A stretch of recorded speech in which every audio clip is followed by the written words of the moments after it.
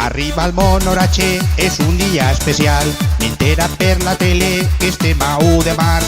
Acabe la jornada, he collit 3 bancals i em porte 2 cabassos pa vendre al mercat. Està la xica sexy, venent-me la parar. Li dic si se vol vindre en moto a la ciutat. Ella es queda sorpresa perquè no sap a on. I jo li dic en moto perquè avui jo me'n vaig a la mascleta, a tope per el bypass, corrent a València baix, a veure la mascleta. Me'n vaig a la mascleta,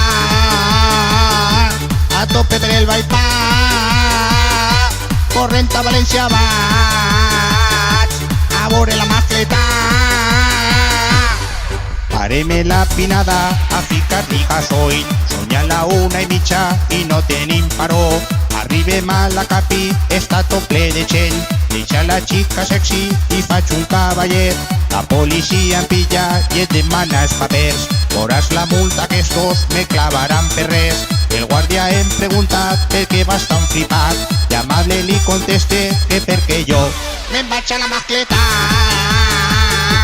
a tope per el bypass, corrent a València baix, a veure la mascleta. Me'n vaig a la mascleta,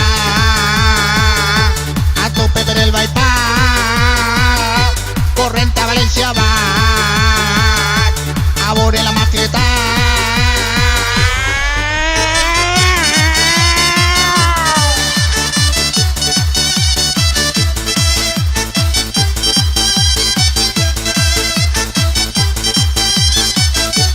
Osaina Steel.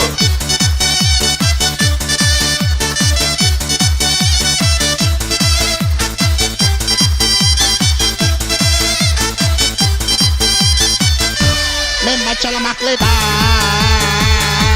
a tope per el bypass, corrent a València baix, a veure la mascleta.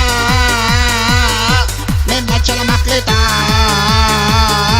a tope per el bypass, corrent a València baix, a veure la mascleta. Me'n vaig a